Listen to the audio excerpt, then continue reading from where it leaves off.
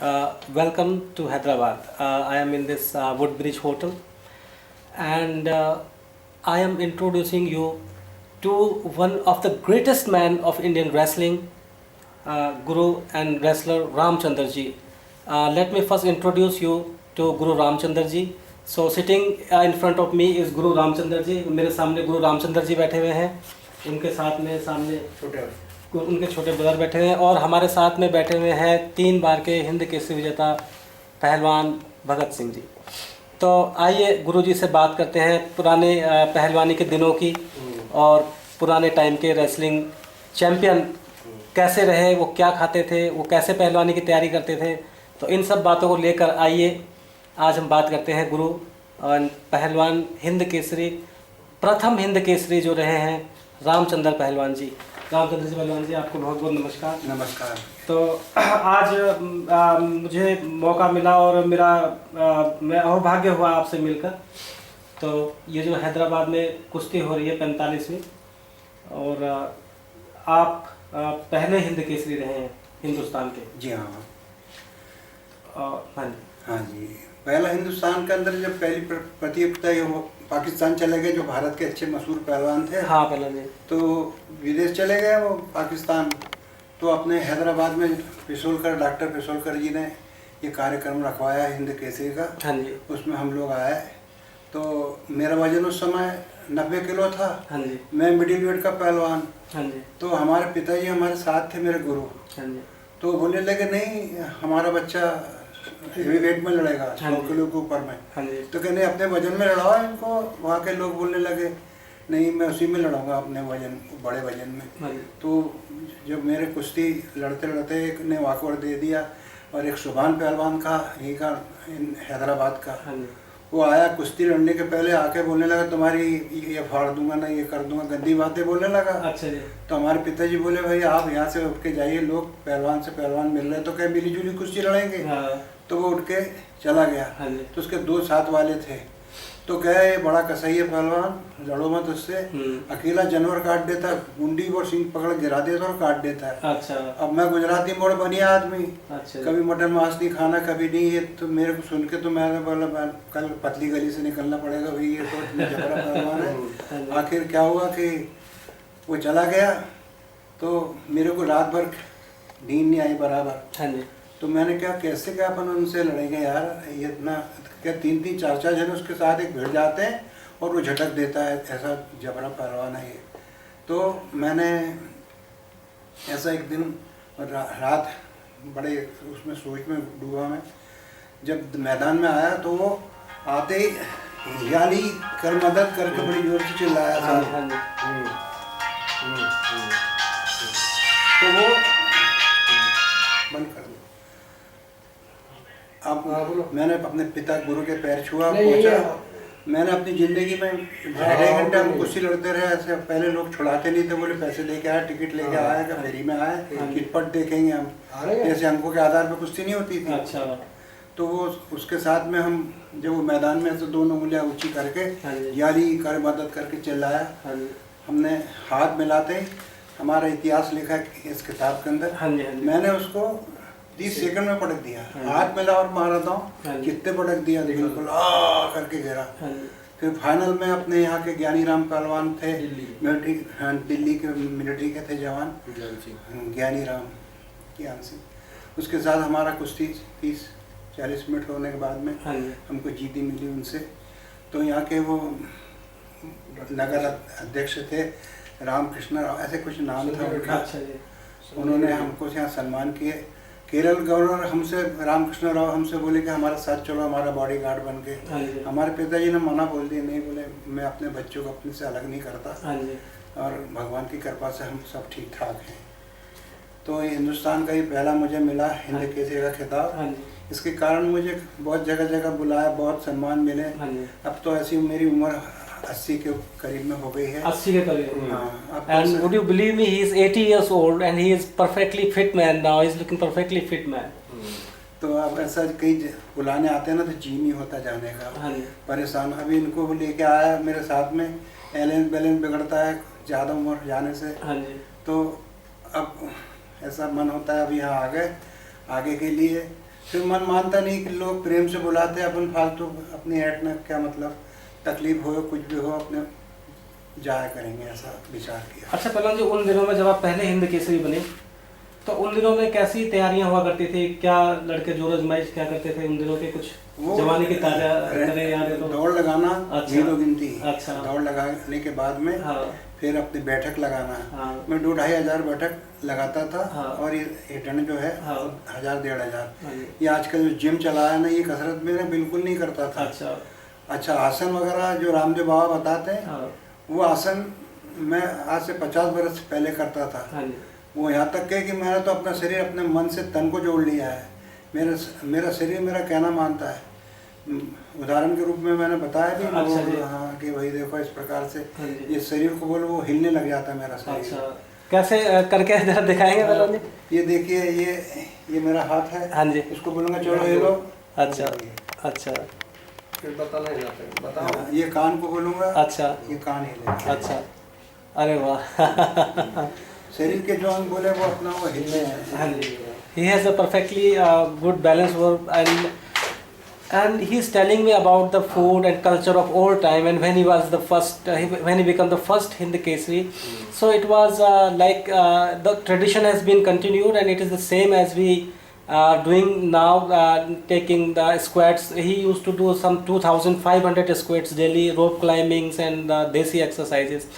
And beside me sitting are the greatest man of Indian wrestling also, and a man from Guru Hanuman Akhada.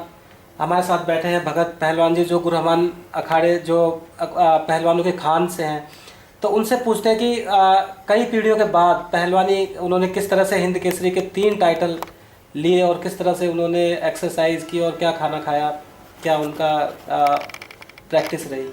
तो भगत पहलवान जी, जो हमें अभी रामचंद्र पहलवान जी ने बताया कि हम तो दौड़ लगाया करते थे, दंड बैठक किया करते थे और रस्सा चला करते थे, तो आप 3 बार हिंद केसरी बने।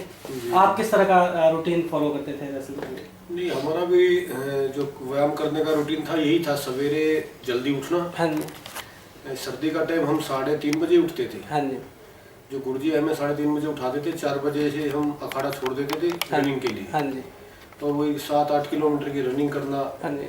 उसके बाद में पहाड़ी है अखाड़े के पास में, गुरु हनुमान अखाड़े के पास में पहाड़ी है 2-3 किलोमीटर के फासले पे। हाँ जी। फिर चढ़ाई पे शूट मारने कम से कम 20-25 लड़के को कंधे बैठा के, कमर पे बैठा के उस चढ़ना, हाथों से चढ़ना, हाथों पैरों से चढ़ना, डूडू चाल से चढ़ना, बैठक मारते हुए चढ़ना, उठ बैठ मारते हुए चढ़ना।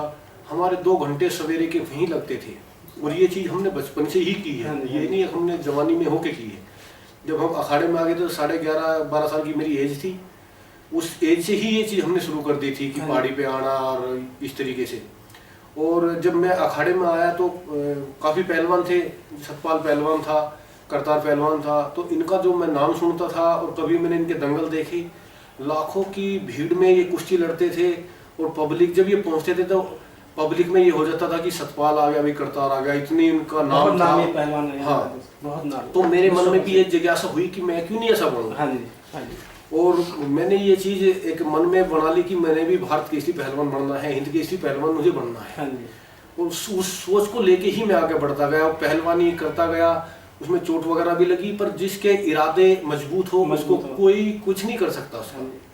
ये भगवान भी देखता है कि भाई इसका मुझे क्या करना है। चोट में भी कई बार हमें फायदा मिलता है।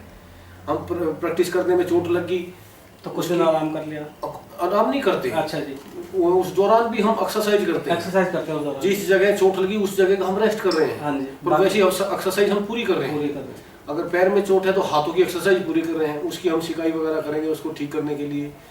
हाथों में तो पैरों की। हाँ, कभी भी ऐसा वो नहीं हुआ। और देसी ही खाना रहा, अपना घी दूध का ये ही आहार रहा। कभी भी नॉन वेज भी नहीं खाया मैंने।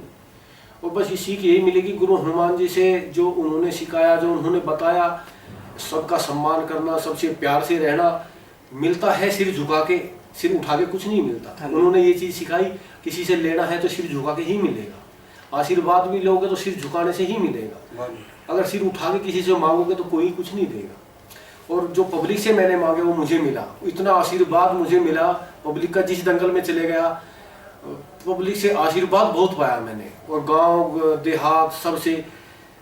मुझे तो लगता नहीं था कि मैं ये इस चीज कर पाऊंगा, पर मैंने एक लक्ष्य निर्धारित किया था कि मुझे हिंद केसरी, भारत केसरी बनना है। और वो चीज जब मैंने की तो मुझे बहुत खुशी हुई कि हाँ मैं इस लायक हुआ हूँ जो मैंने। फिर ये मेरे मन में ये चीज पक्की आ गई कि इंसान जो चीज चाहता है वो कर सकता है, कोई चीज इंसान से परे नहीं है। इंसान चाहे वो ना हो, वो फिर अगर ना होती है तो वो इंसान की खुद की कमी होती है, अगर चाहे तो इंसान कुछ भी कर सकता है।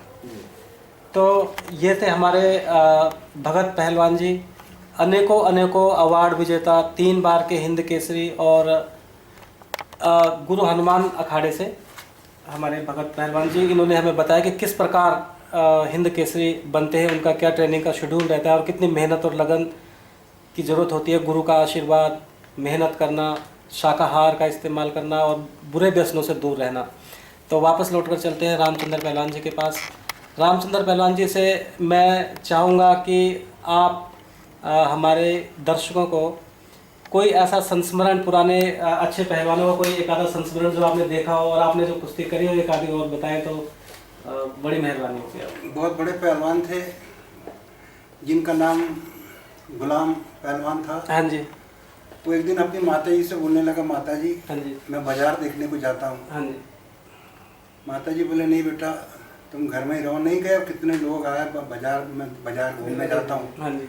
तो उसकी माता जी से ऐसा बोलने लगा तो उसकी माता जी उनसे बोलने लगी, बेटा मैं तेरे को कोई बाजार बना रही हूँ। हाँ।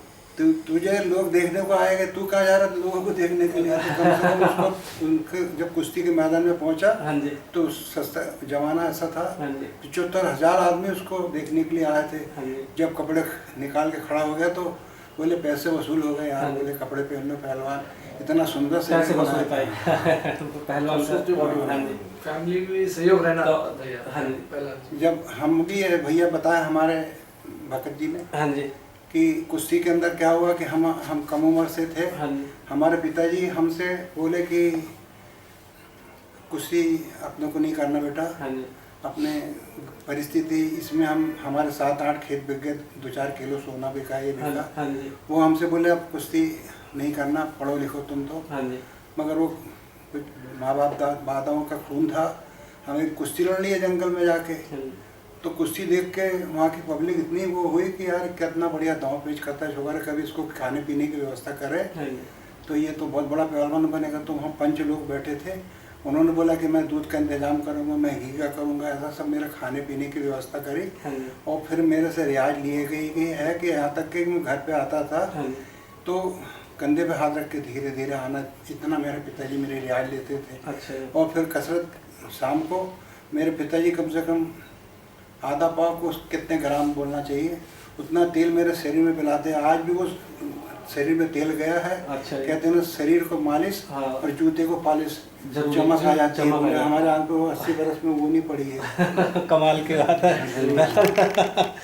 जरूरी नहीं पड़ी है। वाकई। तो बहुत किए कराया उन्होंने। हाँ जी, हाँ जी। और उनके आशीर्वाद से ऐसा मौका आया कि हमारा सब बिक गया, शादी नहीं हुआ हमारी। हाँ जी। तो आज सभी के समाज में हो गया ऐसी बात कि भाई लड़के को अपनी लड़की देना है। हाँ जी। तो पूछते करता क्या है ये, हाँ जी। हाँ जी।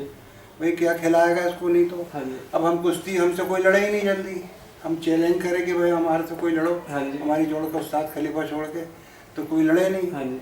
तो घर का खर्चा चले कैसा। हाँ जी। इंदौर के स्टेडियम में पहुंचे, खड़ा हो गया, मैंने कहा भाई मेरे से मेरी जोड़ वाला कोई भी लड़े। हाँ जी। तो वहाँ एक सेठ आया था, अच्छा जी। वो बोलने लगा क्या कि आप हमारे घर चलो। हाँ जी। वो ले गया, हमें अपने घर में ले जाके देखा, कुछ चीज़ें रख देना सोने की, इसकी हाँ, उसकी। हाँ, अपने को हाँ। किसका कुछ भी पड़ा, उससे कुछ नहीं। हाँ जी। बाकी फिर मेरे से बोले तुम शादी कर लो। तो मैंने बोला शादी करें किसके दम पर, हाँ जी। अपने पास तो कुछ भी नहीं हाँ है। जी। तो उन्होंने बोला नहीं मैं सब करूँगा। तो उन्होंने मेरी शादी कर दी है, अच्छा जी। 25 तोले सोना दिया अच्छा। और मकान दिला दिया, पूरे समाज को जात दिया, जान न पहचान। अच्छा। अब बच्चे, कमाल की बात है। हाँ, फिर शादी होने के बाद में फिर पहलवानी में थोड़ी अड़चन जाती है। हाँ जी। मगर अपने नियम से रहते रहे। हाँ जी। सन 65 में फिर मध्य प्रदेश केसरी करा। 7 करोड़ की आबादी का मुल्क है हमारा मध्य प्रदेश। अच्छा। उसमें मैं पहला हिंद केसरी बना। हाँ जी। और आज भी 7 करोड़ के अंदर क्या पूरे हिंदुस्तान में मैं पहला हिंद केसरी गिना जाता हूँ। हाँ जी। हाँ जी। तो वो क्या हुआ कि बच्चों से बोला कि भाई सब बड़े बुजुर्ग आए, उन्होंने बोला कि भाई इसका खाने पीने का बच्चों का भी कुछ करो तो ये भी पहलवान बनेंगे। तो हमारा छोटा बच्चा है, बोलने लगे, पांचों बच्चे बैठे, मेरे 5 पुत्र है, 2 इंजीनियर है, 2 की दुकान है, 1 सुपरवाइजर है। वो बोलने लगे बाबा एक बात बताओ, तुम्हारे दादा जो थे बाजार से 2 बोरे अनाज के बगल में उठा के ले आते थे, इतने शक्तिशाली थे वो। तो क्या तुम्हारे दादा इतने बड़े पहलवान थे, परदादा ऐसे थे, सबका सुनाने लगे। तो क्या अब ऐसा करो, तुम्हारे परदादा जो बने हैं नींव के पत्थर, दादा बने दीवारें, और आपके पिताजी बने गुम्बद, और आप बने कलश। का कलश के बाद कुछ होता है पूरा हो गया निर्माण के नहीं बेटा, तो क्या बस करो फिर अब। तो जब से हमारे घराने में पहलवानी खत्म हो गई। बड़े दिल में ऐसा अरमान थे कि अपने खानदानी शौक चले। और एक विशेष बात ये रही, हम गुजराती मोड़ शाह हमको बोलते थे, हाँ जी, मगर अब हमारे नाम के पीछे केसरी लग गया, हिंद केसरी लग गया। हाँ, केसरी बच्चे बड़े, रामचंद्र केसरी, मदन केसरी, केसरी वही नाम। तो ये रामचंद्र पहलवान जी थे, इन्होंने बताया कि किस प्रकार ईमानदारी जो पहलवान का पहला गुण है, और उस ईमानदारी के बलबूते पर इनको इनके जीवन की इच्छाएं और इनको नौकरी और जो इनका शादी वगैरह का इन्होंने बताया। एशियाड हुआ सन 81 के अंदर, हाँ जी, दिल्ली मुझे बुलाया। हाँ जी, ये चिन्ह है ये एशियाड का। अच्छा जी। वो इंदिरा गांधी जी ने मुझे देखकर मेरे पर बड़े प्रखुब हुए। अच्छा। मेरे को 50 से 100 एकड़ जमीन लिखा है इसमें। अच्छा। 50 से 100 एकड़ जमीन मुझे दे गई। अच्छा। वो आज तक नहीं मिली मुझे, मेरी चप्पलें घस गई जा जा के इनकी नेताओं के पास, इनके पास, मतलब आश्वासन देते रहे। ये हम देख रहे हैं एशियाड का पहलवान जी के कंधों पे लगा हुआ है, ये पिलर लगा हुआ है एशियाड का, तो ये हम देख रहे हैं 1981 में। अच्छा, हाँ 81-82 में एशियाड हुआ था, जिसमें सतपाल जी ने मेडल दिया था। हाँ, सतपाल जी ने। तो हम कुश्ती में हमको तो पास मिला था आने जाने का। इस प्रकार रामचंद्र जी ने, पहलवान जी ने बताया। हमारे बीच भगत पहलवान जी भी बैठे हुए हैं, तो क्योंकि वो भी पहले हिंद केसरी हमारे रामचंद्र पहलवान जी रहे। इसी में अगली पीढ़ियों में जाकर भगत पहलवान जी ने 3 हिंद केसरी प्रतियोगिताएं जीती।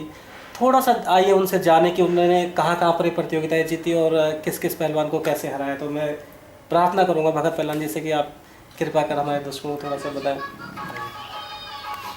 पहली जो हिंद केसरी प्रतियोगिता हुई, हाँ जी, वो अंकोला महाराष्ट्र में हुई। हाँ जी, और उसमें काफ़ी पहलवान, इसीलिए हिंदुस्तान के कोई भी पहलवान ऐसा नहीं बचा जो नहीं आया। हाँ जी, हाँ जी। तो आ जाओ। और मैं भी अपने पूरे दमखम के साथ पहुंचा था कि भाई मुझे जीतना है। हाँ जी, हाँ जी।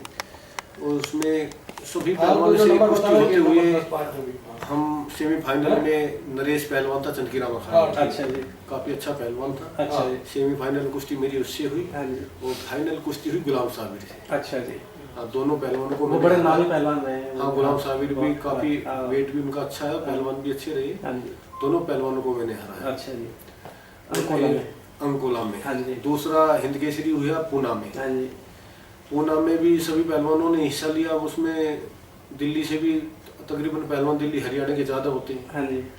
तो उसमें भी मध्य प्रदेश के राकेश पटेल को मैंने सेमीफाइनल में हराया। अच्छा जी। और फाइनल में राजू पहलवान था गुरु बद्री अखाड़े का दिल्ली से। अच्छा जी। फाइनल में मैंने उसको हराया। अच्छा जी। ये रही पूना में।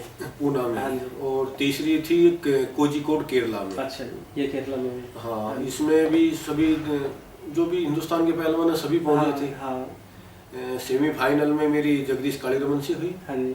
इसको मैंने सेमीफाइनल में हराया। हाँ जी। और फाइनल में फिर मेरी गुलाम साबिर से हुई। गुलाम साबिर से वहाँ भी हुई। हाँ, गुलाम साबिर को हराया मैंने फाइनल। तो इस प्रकार 3 बार आप हिंद केसरी बने। हाँ, और जगदीश पहलवान भी और गुलाम साबिर भी बहुत नामी पहलवान रहे। वो वास्तव में वो भी हिंद केसरी रहे हैं। जी जी जी। तो ये बड़े सम्मान की बात है। बराबर के पहलवान में कभी कोई जीत जाता है, कभी कोई जीत जाता है। हाँ, खेल भावना हमारे पहलवानों की लेकिन बनी रहती है, बरकरार रहती है।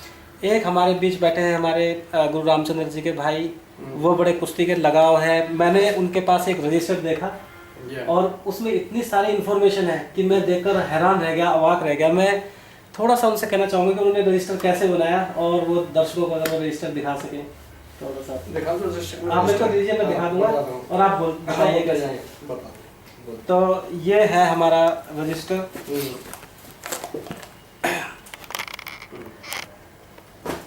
मेरे पिताजी का फोटो है। ये हमारा रजिस्टर है। तो यहाँ पर लिखा हुआ है प्रथम हिंद केसरी रामचंद्र पहलवान। तो इस प्रकार ये दिख रहा है। इफ़ यू कैन वॉच मैंने दिस। 50,000 रुपया मुख्यमंत्री जी ने भेजा सम्मान में। अच्छा जी। वो निकल गई पिन के। मध्य प्रदेश के मुख्यमंत्री। जी जी। तो ये लिखा हुआ है प्रथम हिंद केसरी रामचंद्र पहलवान को 50,000 रुपये का सम्मान। तो ये कब की बात है? अभी ये मिला ये। अच्छा, ये अभी मिला है। हाँ जी। और अगर आप यहाँ पर थोड़ा सा देखें तो यहाँ पर सभी हिंद केसरियों के नाम हैं। ये रामचंद्र जी हैदराबाद 1958 में, श्रीपद खचनाले, गणपत अदलंकार, करम सिंह, मास्टर चंद्रगिराम, मारुति माने, मेहरदीन, हजरत पटेल, मास्टर चंद्रगिराम सुखवंत, दीननाथ, मास्टर चंद्रगिराम, फिर दोबारा चंपा मुतनाले, सतपाल सिंह, जयप्रकाश अगेन, सुरेश कुमार, जगदीश सिंह भोला, किशन कुमार, संजय कुमार, भगत सिंह, राजीव तोमर, विनोद चौगले, हरमिंदर सिंह, योगेश डोडके, राजीव तोमर, जोगिंदर। इस प्रकार ये लिस्ट 2009 तक है। और 2010 का वो मौसम खत्री। अच्छा, ये देखिए है, ये है हमारे केसरी पहलवान रामचंद्र पहलवान जी इनकी अपनी तैयारी के साथ। ये इनका हाल ही का फोटो है। ये भी अपनी तैयारी के साथ देखिए रामचंद्र पहलवान जी। इधर गामा पहलवान जी की फ़ोटो लगी है। और अगर हम इसे देखें तो ये है रामचंद्र पहलवान जी। ये आपकी फ़ोटो पहलवान जी? हाँ। और ये दोनों छोटा भाई हो गए। अच्छा, ये मदन पहलवान और मोहन पहलवान। अच्छा। और हिंदी केसरी बने उस समय। ये जब हिंद केसरी बने रामचंद्र पहलवान जी तो उस समय अपनी तैयारी के साथ खड़े हैं। ये अपने टाइटल के साथ मध्य प्रदेश केसरी में बने। मध्य प्रदेश केसरी में। और पिताजी इसी हमारे तरह ये इनके फैमिली पिताजी। डॉक्टर साहब वगैरह। और ये भी मदन दोनों और भाई के ब्रदर। और ये रामचंद्र पहलवान जी। और ये पहलवान गणपत आदलंकर। ये पहलवान कोल्हापुर के हिंदी केसरी। कोल्हापुर के हिंद केसरी पहलवान। 1960 में बने हिंदी केसरी। अच्छा, तो ये सभी पुराने पहलवानों को देखने का सौभाग्य। ये है सादिक पहलवान, लाहौर। ये हमारे गणपत पहलवान हिंद केसरी।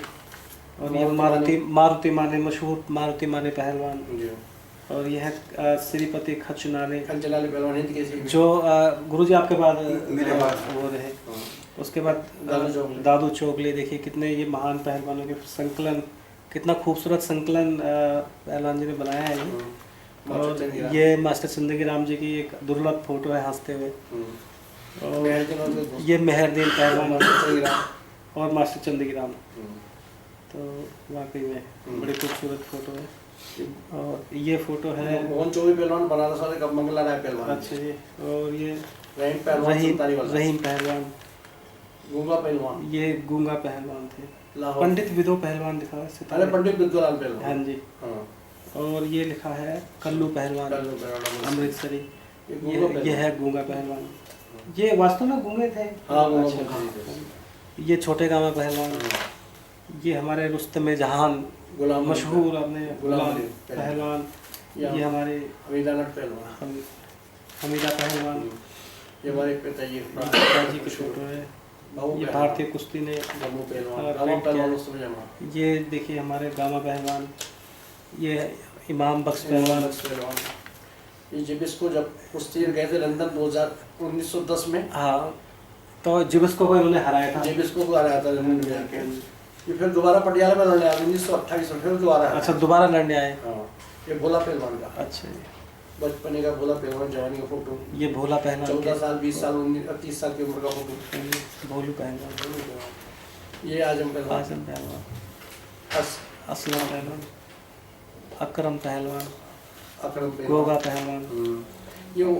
ये इनके बारे में बताएंगे। ये हमारे गामा पहलवान। ये हमारे गामा पहलवान है। हाँ, ये बुजुर्ग जो दिख रहे हैं। जी हाँ, गामा पहलवान है। तो 1960 में उनका देहांत हुआ 82 साल की उम्र में। अच्छा। और जवानी में इनका फोटो ऐसा था कि जो अच्छे बड़े पहलवान को देखकर सब उनका हराया इन्होंने। ये दोनों भाइयों का फोटो है, गामा और इमाम बख्श पहलवान। जब भी कोई पहलवान गामा पहलवान से लड़ने के लिए आता था, अच्छा, तो इमाम बख्श पहलवान से मुकाबला करते थे।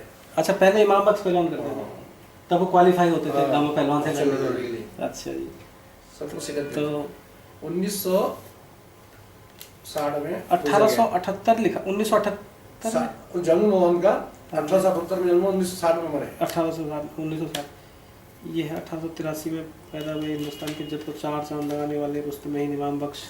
अच्छा, दोनों भाइयों के फोटो है। हाँ, दोनों भाइयों के 82 साल में बुढ़ापे समय में ऐसा है कि वो अपने चेहरे से मक्खी नहीं उड़ा सकते थे। हाँ, परेशानी होगी इतना बहुत। ज़्यादा। तो ये हमारे पाकिस्तान चले गए थे यहाँ हाँ, इमाम बख्श पहलवान है, कोई इन्हीं के 6 लड़के हैं। अच्छा जी, इमाम बख्श पहलवान जी के। वो भूलू अकरम असलम आलिम वगैरह अच्छा होगा। हाँ, ये कीकर सिंह पहलवान हाँ, है, जिसके 9 मन की लास्ट 9 मन वजन था इसका। इनका कीकर का बबूल का पेड़ उखाड़ के ले आए थे उन्होंने। अच्छा जी, हाँ, माता जी ने बोला आपको दत्तन के कर रहे हैं, तो बोले क्या डाली छोटी मोटी लाना, ऊपर पेड़ ही उखाड़ के ले आए थे। पेड़ उखाड़ के लाया तो नाम केकर सिंह पड़ कीकर गया। सिंह पड़ गया था। ये भी बड़े मशहूर पहलवान हुए। ये रहीम पहलवान गुजरावाला बोलते थे, कौन सी किताब में लिखा है मार खाना। अच्छा मार खाना को शब्द ही नहीं था इनके लिए। शब्द था। गाँव पहलवान से ही कुश्ती थी। अच्छा,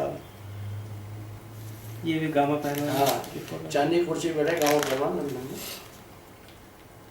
ये गामा इमाम बख्श पहलवान। तो ये बहुत वाकई में एक बड़ा बड़ा। वाला फोटो उसमें पीछे। अच्छा ये ऊपर मदन पहलवान, अच्छा, ये छोटा। हाँ जी हाँ जी। हाँ, ये अच्छा, इसके बाद में। तो ये वाकई में बड़ा खूबसूरत संकलन जो आपका है, और इसके लिए बहुत बहुत धन्यवाद, आपकी बहुत मेहरबानी। तो ये हमने देखा कितना खूबसूरत संकलन इन्होंने अपना पुराने और कुश्ती के इतिहास से जुड़े पहलवानों का। सब मैं भी 2 बार वर्ल्ड चैंपियन बना। अच्छा, आप भी। हाँ। अच्छा, हाँ जी, हाँ जी, वाकई में। तो कटनी में और भिलाई में बना मैं 1974 में। तो गुरुजी ने पहलवानी के न जाने कितने अनगिनत बसंत देखे हैं, जी। और मैं आने वाले पहलवानों के लिए गुरुजी से पूछना चाहता हूँ कि आपके समय से लेकर जब आप हिंद केसरी बने आज तक पहलवानी में थोड़े बहुत क्या उतार चढ़ाव आए, रोजगार के कितने अवसर आए गए, आज कितने हैं, और अब आप क्या उम्मीद लगाते हैं पहलवानों से? ये मेरे से एक बड़े अच्छे पहलवान से मेरी मुलाकात हुई, हाँ जी। बताया भैया से मैंने। हाँ जी ताजुद्दीन बाबा की दरगाह है नागपुर के अंदर। हाँ जी वहाँ राजा महाराजाओं के आश्रित पहलवान लोग रहते थे एक जमाने में। हाँ जी अब वो उनके आश्रय खत्म हो गए, हाँ जी तो वो बड़े मुसीबत में पड़े थे, तो वो दरगाह में झाड़ू लगा रहे थे। हाँ जी। तो मैंने बोला अब वो हमारी पहचान कानों से हो जाती है कि भाई पहलवान हाँ। तो हमने बोला पहलवान साहब नमस्कार। हाँ जी। वो हमको भी पहचान लिया उन्होंने। तो वो बोलने लगे कि पहलवानी लोहे के चने हैं पहलवान, एक तो चपते नहीं, हाँ जी। और चपते हो तो हजम नहीं होते, हाँ जी। हजम करे वो पहलवान। हजम करे लोहे के चने। तो वो आसान बात नहीं है पहलवान बन जाना भैया जी। तो वो क्या हुआ कि हमसे बोलने लगे पहलवानी में पहले गुरु दक्षिणा के अंदर ऐसा बताते हैं, द्रोणाचार्य जब जंगल में सिखा उसके लिए गए बच्चों का अभ्यास कराने, हाँ जी। अर्जुन भी साथ में थे। हाँ जी। तो उधर एक लव्य अभ्यास कर रहा था। हाँ जी। हाँ जी। उसके साथ में द्रोणाचार्य जी के साथ में कुत्ता भी था। हाँ जी। तो वो एक लव्य काला कालूटा देख के वो कुत्ता भो भो करने लगा। हाँ जी। उसने इस प्रकार से तीर मारा कि वो शब्दवेदी बाण उसका वो मुंह में डुच लगा दिया। अब मुंह बंद हो गया। हाँ, तो जब वो अपने गुरु के पास कुत्ता आदू में लाता है तो बोले गजब है, कौन है भाई ऐसा। हाँ जी। जब उसके पास पहुंचे तो क्या भाई तो तेरा गुरु कौन है? कि मेरे गुरु द्रोणाचार्य है, उनकी मूर्ति के सामने अभ्यास करता था। तो वो उन्होंने उससे पूछा कि तेरे गुरु तो हम ही खड़े सामने। हाँ जी। अरे क्या गुरु मांगो आप, क्या गुरु दक्षिणा में क्या देना चाहते हो? हाँ जी। क्या जो मांगो दूंगा मैं। तो क्या तुम्हारा दाहिना हाथ का अंगूठा दे दो। हाँ जी। तो गुरु एक लवे ने अपना दाहिना हाथ का अंगूठा काट के दिया। हाँ जी। तो मैंने वहाँ से वो ज्ञान मुझे मिला। मैं इनका देखो एक जमाना गुरु के लिए अपने अंगूठे काट के दे दिया। हाँ जी। आज के चेले गुरु का अंगूठा मांगते हैं हाँ जी। कि तुम्हारे दे दो। नहीं तो एक जमाना ऐसा था गुरु बोलता था और चेला सुनता था। जिस दिन चेला बहरा हो जाता उस रोज गुरु अंधा हो जाता। हाँ जी। ये हालत हो गई है देश के अंदर, गुरु की कोई वो नहीं है। हाँ जी। अभी हम देख रहे हैं आज आपके स्टेडियम में हम पहुँचे, हाँ जी। जिन्होंने कभी लंगोट मारना ही नहीं आता, जिनको कभी कुछ नहीं आता, हाँ जी। वो ऐसे आगे अपने वो कर रहे हैं। मैंने कहा वाह यार जो पहलवानी के पीछे बैठे हाँ जी। हैं। तो आजकल ज़्यादा अधिक महीने के अंदर जो पैदा होते हैं ना उस पर अधिक के औलाद बोलते हाँ हैं। जी। अधिक के बहुत ज़्यादा हो गया है, जरा सा सोने वाले का तावीज बना दिया। हाँ जी। ओह क्या गर्मी हो रही है। उसको देखा अरे अंगूठा नहीं देखता कोई, अरे बाप रे का चांद कितना गजब का निकला है। तो फिर वो दिख जाता है अंगूठे देख के। मैं ये आजकल हो गया है। हाँ। क्लब के कपड़े पहन लिए और बीच बीच में घूमने का भी खाड़े का सूरत नहीं देखे। खैर अपन आए हैं, आप लोगों ने याद किया हमें, हाँ आपके नगर में आए, आपने हमें इज्जत दी है, आपका बड़ा बड़ी ये नगर वासियों का भी सौभाग्य है गुरुजी के वो आपके दर्शन हुए उनको। इसी सिलसिले में हम भगत पहलवान जी से पूछते हैं कि गुरु शिष्य परंपरा में आज उन्हें नई पीढ़ी में क्या महसूस होता है, और वो एक सक्सेसफुल रेसलर भी रहे। तो थोड़ा सा मैं आने वाले पहलवान लोगों को मैं चाहूँगा कि वो बताएं कि किस तरह इसमें रोज़गार के कोई साधन या वो कितनी मेहनत करें और उनको, ताकि उनके मेहनत का फल मिल सके। अपने आप में एक सक्सेसफुल पहलवान, 3 बार के हिंद केसरी रहे भगत सिंह पहलवान जी आज अपने उत्तर प्रदेश पुलिस में इंस्पेक्टर के पद पर कार्यरत हैं। तो उनसे थोड़ा सा जानते हैं कि गुरु शिष्य परंपरा में उन्हें आज की डेट में थोड़ा सा कैसा महसूस होता है कि वाकई में पुरानी परंपराओं को फॉलो कर रहे हैं या चेंज हो गई है परंपराएं? ये जो अब नए लड़के हैं वो नए मॉडल जमाने के उसमें आ गए हैं। हाँ जी। मैं तो ये कहता हूँ, पहले भी मैं बता रहा था कि जो आदमी सर झुका के लेता है उसी को मिलता है, सिर उठा के कुछ नहीं मिलता। हाँ जी। हम दूसरों का आदर करेंगे तो लोग हमारा भी आदर करेंगे। हाँ जी। हम किसी से एक दांव पूछेंगे तो हमको 2 बताएगा। हाँ जी। और जब हमसे पूछेंगे नहीं तो कौन बताएगा? कौन बताएगा? तो पहलवानी रही है सिर झुका के करने की हाँ जी। और सम्मान करने की। हम और जिसमें जिस पहलवान में सहनशीलता होगी वो ही वर्ल्ड चैंपियन होगा। हाँ जी। सुशील का आज देख लो तुम, तू कह के भी बात नहीं करता, अगर नहीं, आप ये कहोगे सुशील तो उन्होंने कहा हाँ भाई साहब, हाथ जोड़ के खड़ा हो जाता है। उसकी ये देखो कितनी सहनशीलता उसको कहाँ ले गई। हाँ जी। सहनशीलता से ही बड़ा महान इंसान बनता है, घमंड से नहीं बनता। हाँ जी। तो मैं तो यही कहूँगा जिस इंसान के अंदर सहनशीलता है और सीखने की जिज्ञासा है, गुरुओं का आशीर्वाद है, तो वो कामयाब 100% होगा, उसको कोई नहीं रोक सकता। हाँ। और रहे रोजगार के, अब सभी उसमें अच्छी सर्विस है, पुलिस में है, रेलवे के अंदर है, काफ़ी है। जो भी पहलवान अच्छे लेवल पे आता है उसको सर्विस मिल जाती है, सर्विस मिल और जाती है। अच्छा नाम भी है। हाँ जी। मीडिया भी रेसलिंग को अच्छा बढ़ावा दे रही है, जब टाइम पे उनको दिखाती रहती है। डीडी स्पोर्ट्स है और भी काफ़ी चैनल है जो पहलवानों को दिखाते रहते हैं। तो अब तो जो भी पहलवान पहलवानी करेगा, अच्छे दिल से पहलवानी करेगा, तो कोई बड़ी चीज़ नहीं है कि वो कामयाब ना हो। और जिस लेवल तक वो सोच के करेगा कि मुझे ओलंपिक से मेडल जीतना, तो वो जीत के लाएगा। उससे अपने आप ही मेहनत हो जाती है, ऑटोमेटिक ही मेहनत हो जाती है वहाँ तक की।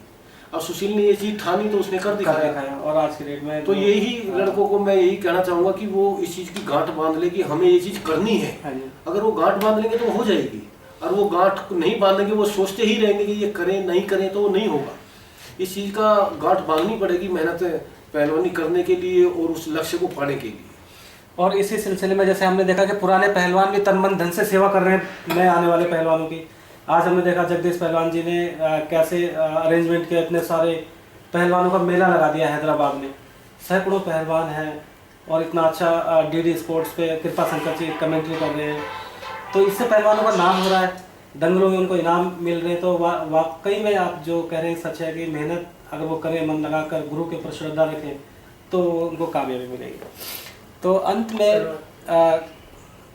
गुरु जी से मैं कहना चाहूँगा कि वो आशीर्वाद स्वरूप नई पीढ़ी के पहलवानों को आशीर्वाद के 2 वचन कह दें अंत में, जो अपना आशीर्वाद दें पहलवानों को।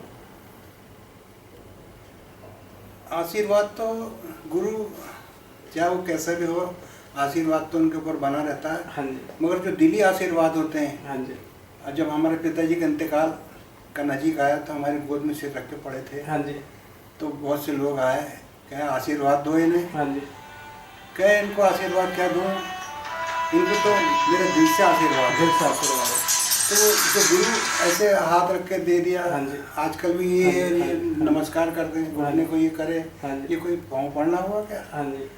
आशीर्वाद तो उसको दिया जाता है कि जो जब लाल बहादुर शास्त्री का छोकरा विदेश पढ़ने के लिए जाने लगा, हाँ जी। तो वो भी इसी प्रकार से घुटने को हाथ लगा के हाँ बोले बेटा कपड़े जूते उतार, खड़े हो। हाँ जी। खड़े हुए और अपने बच्चे के पैर को हाथ लगा के कमाल की बात बताइए चरणों कि को इस तरह से हाथ लगाया जाता है, ऐसे ये होता है, आशीर्वाद उसको दिया जाता है। और जो अपना दिल पे बच्चा चढ़ जाता है, हाँ जी। उसको दिल से आशीर्वाद होता है। आज मैं आपसे सही बताता हूँ, हाँ जी। वो मेरे पिताजी का मेरे को दिली आशीर्वाद है। हाँ जी। मेरे को महीने भर में कहीं ना कहीं से बुलाने आते ही रहते, मान सम्मान देते रहते हैं। हाँ जी। कभी कभी तो ऐसा मन हो जाता है भाई हाथ जोड़ लेता हूँ कि भाई मेरा आना होने का नहीं। अभी इनको लेके आया साथ में, हाँ जी। ये तो यहाँ तक के कि मैं अपनी घर के लोगों को तक के ले जाता हूँ कि भाई हाँ जी। घर में बच्चे सर्विस में हैं, हाँ जी। वो जाते नहीं हाँ है। जी। तो अपने घर के लोग साथ में चले, कोई भी हाँ जी। एलन बेलन बिगड़ता झट से हाँ जी। टेका दे देते हाँ हैं। जी। तो आशीर्वाद तो अपने बड़ों का लेते रहना चाहिए हाँ जी। और अपनी लाइन अच्छी रखो। हाँ जी। हाँ, बुरे विचारों से बचो, हाँ जी। बुरे खान पीन से बचो, और आशीर्वाद ही है। कभी भी भैया हमारे बताया इन्होंने कि सर नीचे करके चलो। हाँ जी। कुछ लोग ऐसा समझते हैं ऊपर चढ़ते समय हाँ जी। नीचे वालों का ख्याल नहीं रखते। हाँ जी। अरे एक दिन आना है ना तुमको नीचे नीचे, आना। आओगे तो क्या, क्यों उस वक्त तो क्या भाव खा रहे थे, फिर आगे ना सड़क पे। तो किसी चीज़ का घमंड नहीं करना चाहिए, हाँ जी। पहलवानी हो या कोई भी धन का, सुंदरता का, किसका भी। मेरे देखने में आया कि जिन्होंने ये इसका घमंड किए हैं हाँ जी। वो उनका नाश ही हुआ है। घमंड नहीं करना भैया, तू बड़ा, तेरा बाप बड़ा, बाबा जा नमस्कार। ज़्यादा अब क्या बोलूँ, आपने हमारा इंटरव्यू लिया, बड़ी मेहरबानी। हमारे गुरुजी बगल आपका साथ में बहुत बहुत हमारा धन्यवाद। तो आशीर्वाद है हाँ आपको, हाँ जी। इसी प्रकार करते रहे सेवा जग में। तो गुरुजी ने बताया कि किस तरह गुरु का आशीर्वाद लिया जाता है और किस तरह ज़िंदगी में जीवन जीना चाहिए। जैसे गंग कवि ने अकबर महाराज जो थे उनके सेनापति से पूछा, अब्दुल रहीम खान से, कि आप दान देते हो और सिर नीचे क्यों करते हो। तो अब्दुल रहीम खान ने कहा था कि देनहार कोई और है, देवत है दिन नैन, मैं तो उसका दास हूँ, इस ताते नीचे नैन। तो इस प्रकार की ज़िंदगी जीनी चाहिए। तो मैं पहलवान जी का, भगत पहलवान जी का तहे दिल से शुक्रिया अदा करता हूँ, उन्होंने थोड़ा समय दिया, और आपका सबका बहुत बहुत धन्यवाद। नमस्कार।